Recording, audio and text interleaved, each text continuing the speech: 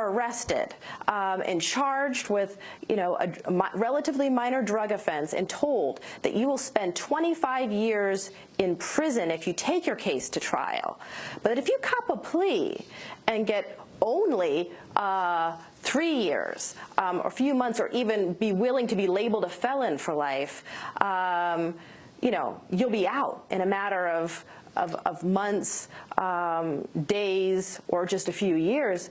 Most people aren't willing to take the risk that they could be forfeiting decades of their life for a minor drug offense, and will take the deal, whether innocent or guilty. And then explain, Michelle Alexander, what is overwhelming. Explain then what that means once a person is a felon in terms of the rights they lose for life.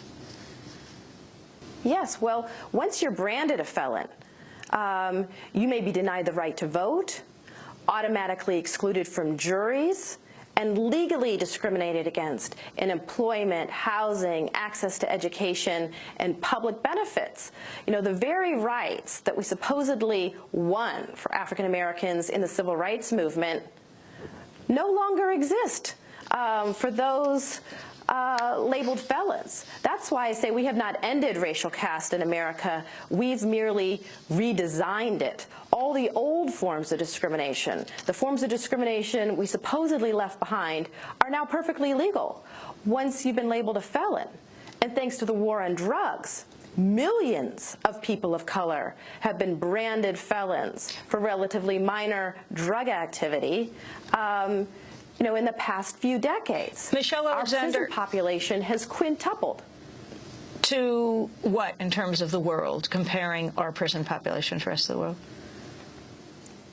Yes, well, our prison population has quintupled. We've gone from about 300,000 people behind bars in the 1970s, a time, by the way, that many civil rights activists thought that our rates of incarceration were egregiously high. But we went from about 300,000 people in prison and jails to more than 2 million today.